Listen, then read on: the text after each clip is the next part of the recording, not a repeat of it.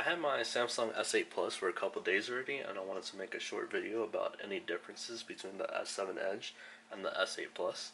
I bought the Orchid Gray version since it was kind of different, and the Blue Coral was not released in the US yet.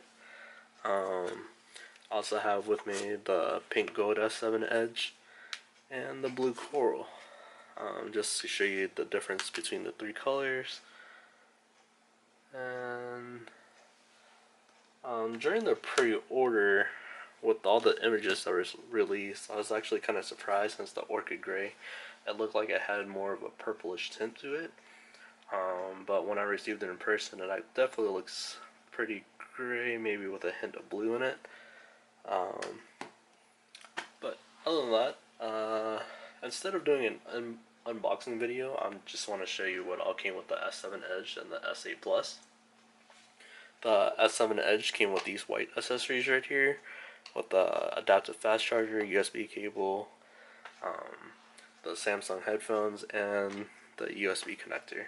And for the S8 Plus, it basically came with the black edition of the accessories, with the black fast charger, USB-C cable, micro USB connector, the USB connector, and the AKG headphones. The AKG headphones are actually really nice compared to the regular Samsung. There was a difference in sound quality and the bass. The AKG actually does sound a lot better. There's also a quality difference because you see with the regular cable here and versus the braided cable, and also fits really comfortably in your ear. With the Samsung headphones, after wearing it for a while, I would have to take them off and readjust it, but with the AKGs, I had no issues with long-term wear. During the past couple of days, going from an S7 Edge to the S8 Plus, felt pretty much the same, but kind of different at the same time. With the S7 Edge and the 5.5 inch screen going to the 6.2 inch screen, it didn't really feel that different. As you can see here, when you have the both phones side by side, it's not that much of a difference. Even if you put it on top of each other, you can see that there's a little difference in height, but that's about it. Other than that, all around the phone is basically the same. Even the width feels exactly the same, actually. And just besides the design change, everything else is pretty much the same. But there was a couple of things that I had to get used to with the design change. Was the home button, which is no longer a physical button, but it's very responsive and I had no issues with it. Even though you can't see it sometimes, it's still there and it still works as a home button. The fingerprint scanner was moved to the back.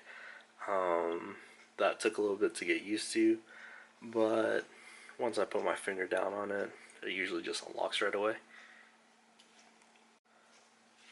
And I also do like the fast facial recognition feature.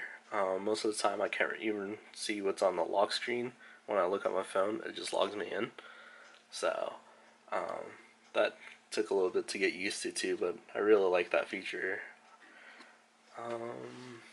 There's also a couple of shortcuts that I usually use that I had to get used to. On the S7 Edge, to take a screenshot, you would hold the power button and the home button, but since there's no physical home button on here, you have to hold the power button and the down button at the same time to take a screenshot. The other shortcut that I use a lot and needed to get used to on this phone was the camera quick access. To quickly access the camera on here, you just double click on here and it'll just go straight to the camera. On the S8 Plus, since there's no home button, you double click on the power button and it'll go straight to the camera. The one thing I do mess up on a lot while using the phone during the past couple of days is during a call. With the new dedicated Bixby button on the side right here, with this gap between these two buttons, I always think this is the volume down button. So when I want to turn on the volume up, I usually click on the actual volume down button. So that was a little kind of weird and had to get used to. There is one feature that I really miss on the S7 Edge and the S8 does not have at the moment. It's the ability of having a night clock. The always on display would usually change from basically this position or this clock onto this side clock right here. During set times at the night, say if you want to set it from 11 to 7 a.m. and you leave your phone on one of those wireless chargers, then you could easily see what time and such it is when you just look at it without having to pick up your phone, since if you're laying like that or looking at it at a weird angle. Currently on the S8, you can pick the option of having this type of clock or the edge clock as you're always on display, but there's no like set time for it to switch back and forth like the S7 Edge does.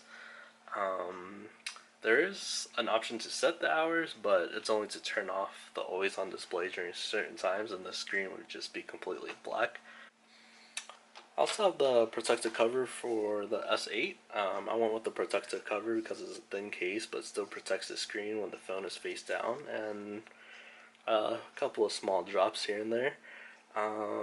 It also feels similar to holding the phone without the case, so that's a really nice bonus from having a thick or bulky case, which kind of annoys me.